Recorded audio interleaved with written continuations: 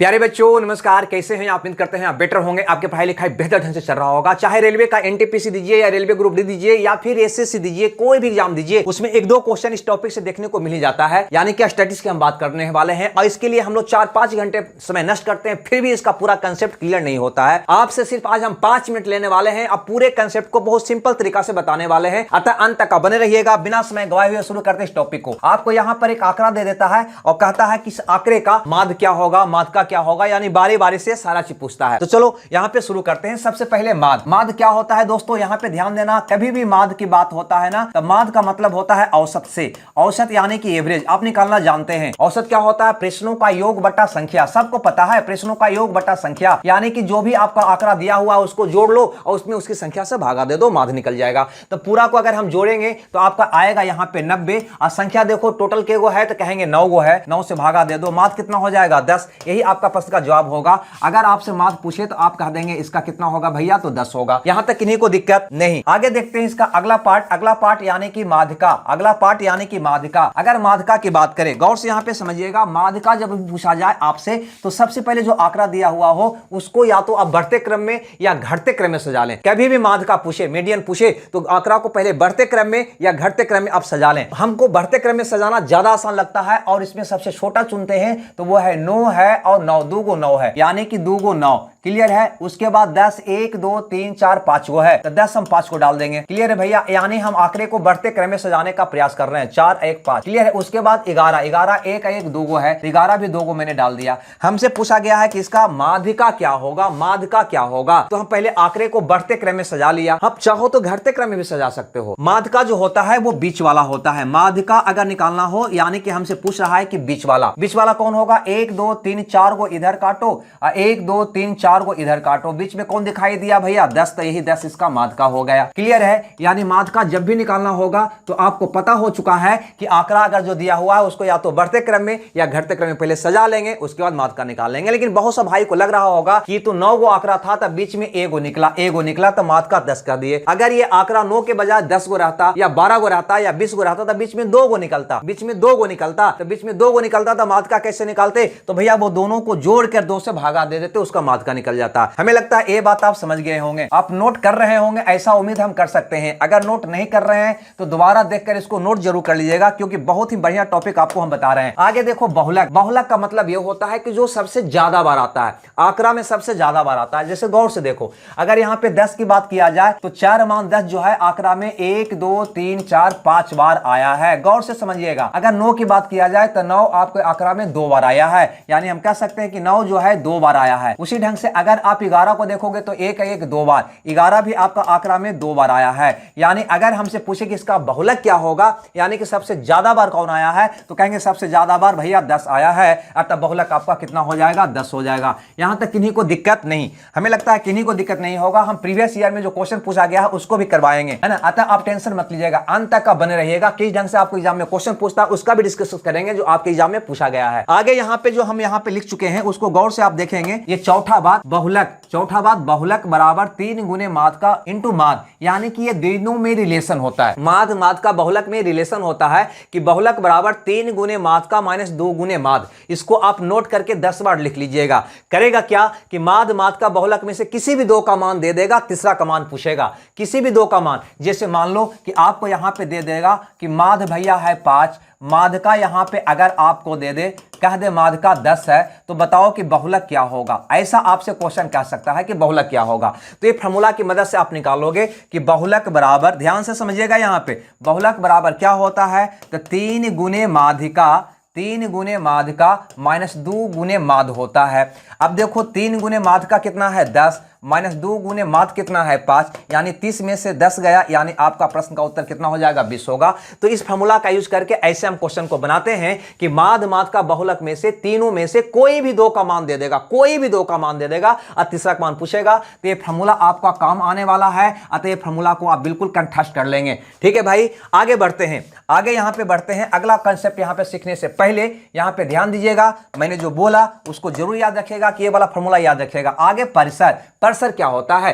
परिसर का मतलब होता है दोस्त, परिसर का मतलब होता है जो भी आंकड़ा दिया हुआ है उसका सबसे बड़ा मान यानी महत्तम मान, उसका सबसे महत्तम मान में से न्यूनतम मान को घटा दो, न्यूनतम चर मान को घटा दो, वही आंकड़े का परिसर कहलाता है। सबसे बड़ा इसको में चर मान कौन है? तो कहेंगे सबसे बड़ा जो है वो है 11, और सबसे छोटा चर मान कौन है? तो कहेंगे न्यूनतम चर मान कौन है? तो कहेंगे 9 है। तो यही दोनों का जो अंतर होता है वो कहलाता है परिसर, यानी कि महत्तम मान 11, न्यूनतम मान 9, यानी दोनों का अंतर कितना हो गया? 2, यानी परिसर आपका कितना होगा? 2। परिसर का दूसरा नाम है सीमाएं, यानी कहां से कहां तक आंकड़ा फैला हुआ है, ये पूछता है परिसर के अंतर्गत, रेंज जिसको अंग्रेजी में कहा करते हैं। हमें लगता है ये बात भी आपको समझ में आ गया होगा, नहीं समझ में आया तो एग्जाम्पल करवाएंगे, वहां पर आपका क्लियर होगा।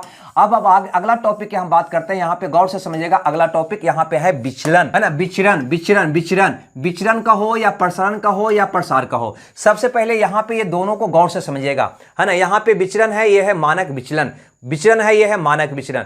Standard deviation, standard deviation, standard deviation जब निकालना होता है तो ये होता है अंडर रूट विचरण या प्रसार, जो भी कहो, प्रसारण कह सकते हो, प्रसार कह सकते हो, इसका ये फार्मूला होता है। ये दोनों में रिलेशन होता है, यानी स्टैंडर्ड डेविएशन का मान जो निकालना होगा तो इसको याद कर लीजिएगा। स्टैंडर्ड डेविएशन बराबर होता है अंडर रूट प्रसारण, यानी इसका वर्गमूल निकालोगे तो स्टैंडर्ड डेविएशन निकल जाएगा। लेकिन ये स्टैंडर्ड डेविएशन हमेशा हमेशा धनात्मक होता है, हमेशा क्या होता है? ये धनात्मक होता है, यानी कि वर्गमूल तो निकालोगे तो प्लस माइनस दोनों में आएगा, लेकिन प्लस वाला मान ही लेना होता है स्टैंडर्ड डेविएशन में। खैर, लेकिन आंकड़ा देकर अगर आपसे पूछ दे कि प्रसरण क्या है, आंकड़ा देकर आपसे पूछ दे कि स्टैंडर्ड डेविएशन क्या है, तो कैसे निकालेंगे? क्योंकि ये क्वेश्चन कम बार आता है, लेकिन ये देकर ये और ये देकर ये कई बार पूछा है आपके एग्जाम में। खैर, हमें पूरा यहां पे समझना है कि अगर आंकड़ा ये दे दिया गया और हमसे कहा कि भैया बता दो कि इसका प्रसरण क्या होगा, विचरण कहो या प्रसरण कहो या प्रसरण कहो, क्या होगा? ऐसा आपसे क्वेश्चन करे आंकड़ा देकर तो कैसे निकालोगे?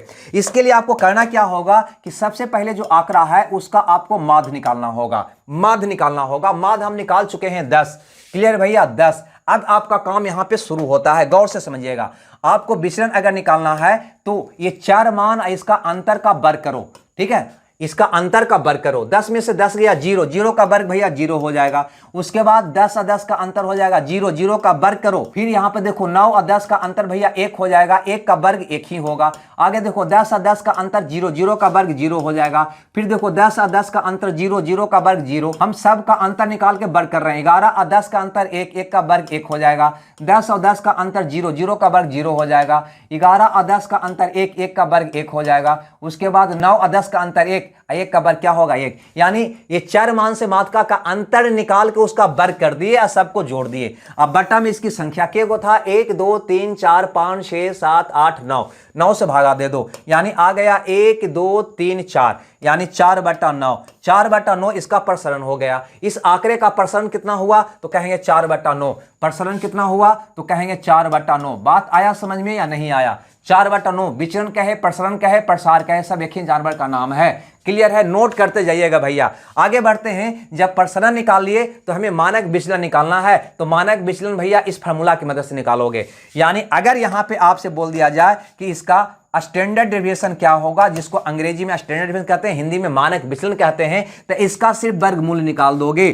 4/9 का वर्गमूल निकाल दोगे, कितना आएगा भैया? 2/3। लेकिन ध्यान रहे ये पॉजिटिव में लेना है। क्या लेना है? पॉजिटिव में, यानी कि इसका स्टैंडर्ड डेविएशन कितना होगा? तो कहेंगे 2/3 होगा। क्लियर है? ये फॉर्मूला को नोट कर लोगे। मानक विचलन अंग्रेजी में स्टैंडर्ड डेविएशन बराबर अंडर रूट प्रसरण, प्रसरण का मतलब प्रसार, विचलन जो भी कहो, कहना है कह दो।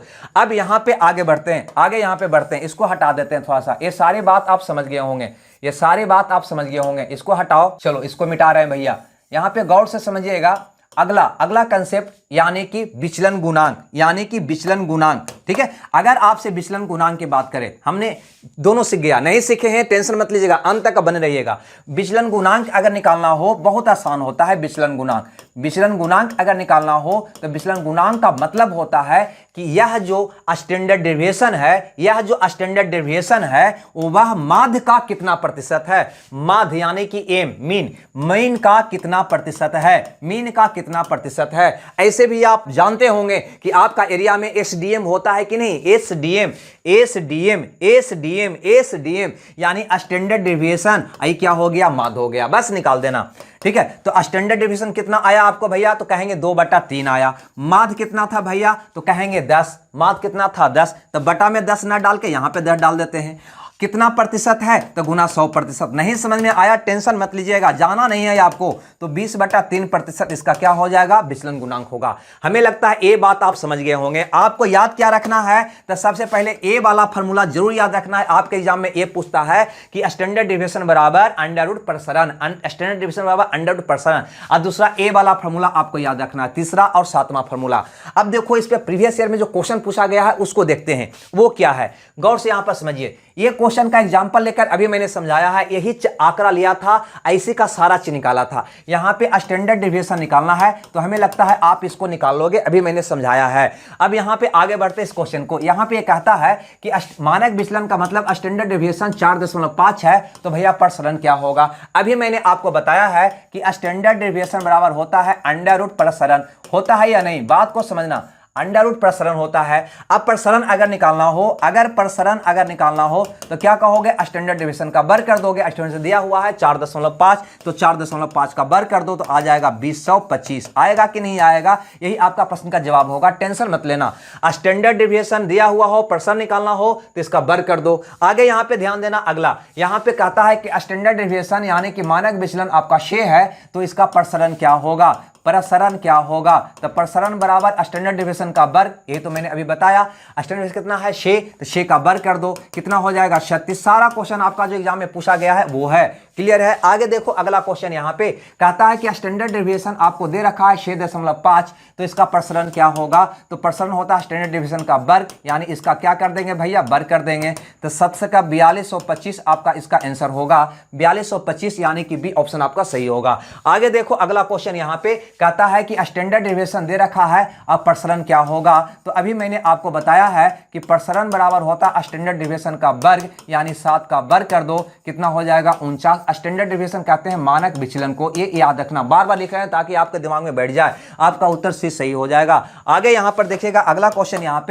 पे कहता है कि स्टैंडर्ड डेविएशन अगर 9 हो तो विचरण क्या होगा। विचरण का मतलब वही प्रसरण से है, विचरण का मतलब वही प्रसरण से है, प्रसरण से है, तो प्रसरण बराबर क्या होता है, स्टैंडर्ड डेविएशन का वर्ग, ये दे रखा है 9, तो 9 का वर्ग करो, आपका उत्तर आ जाएगा 81, यानी कि सी ऑप्शन आपका सही होगा। अगला क्वेश्चन यहां पर देखिए, ये कहता है डाटा का प्रसरण दे रखा है, यहां पे प्रसरण दे रखा है, स्टैंडर्ड डेविएशन का मान पूछ रखा है। अभी मैंने बताया था कि स्टैंडर्ड डेविएशन बराबर होता है प्रसरण का वर्गमूल, प्रसरण का वर्गमूल होता है कि नहीं, शुरू में बताए थे आपको। अब यहां पे गौर करो, यहां पे दे रखा है 144, 144 का वर्गमूल निकालो, कितना आएगा 12, लेकिन यहां पे ध्यान देना है, यह मान हमेशा पॉजिटिव में लेना है, हमेशा पॉजिटिव में, है ना, प्लस माइनस नहीं। इसीलिए यहां पे हम आपको मोड लगा दिए थे कि जब भी ये निकालेंगे तो हमेशा पॉजिटिव में, क्लियर है भैया। यहां पे देखो +-12 भी दिया हुआ है, तो 144 का वर्गमूल निकालोगे तो +-12 बहुत सा विद्यार्थी मार देंगे, नहीं, स्टैंडर्ड डेविएशन हमेशा पॉजिटिव होता है, हमेशा ये पॉजिटिव होता है, ये ध्यान रखना। आगे बढ़ते हैं क्वेश्चन नंबर 8, यहां पे देखो, यहां पे विचलन गुणांक की बात किया है। मैंने बताया था कि विचलन गुणांक जो होता है ना, वो विचलन गुणांक जो होता है एसडीएम होता है, एसडीएम यानी कि स्टैंडर्ड डेविएशन, एसडीएम, क्लियर है, यानी ये कि स्टैंडर्ड डेविएशन माध्य का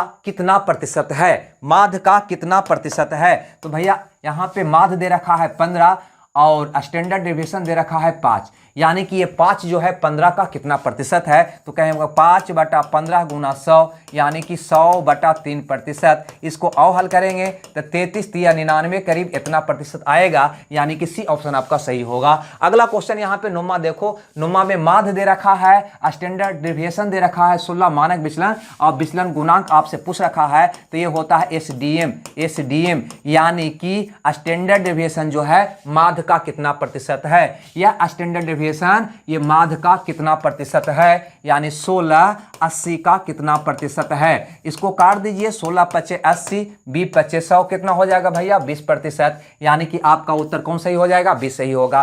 फटाफट बनाइए, समय आपको कम में सिखाने का वादा किए हैं। माध्य आपका 24 है, मानक विचलन यानी कि स्टैंडर्ड डेविएशन 6 है, तो विचलन गुणांक क्या होगा, तो कहेंगे विचलन स्टैंडर्ड डेविएशन जो है माध्य का कितना प्रतिशत है, यानी 6/24 का कितना प्रतिशत है, 6/24 का कितना प्रतिशत है, यही आपका प्रश्न का जवाब होगा। 6/24 25/100 यानी कि 25% होगा आपका आंसर, यानी कि बी ऑप्शन सही होगा। ऐसे भी विचलन गुणांक का फॉर्मूला आपको बताया है एसडीएम।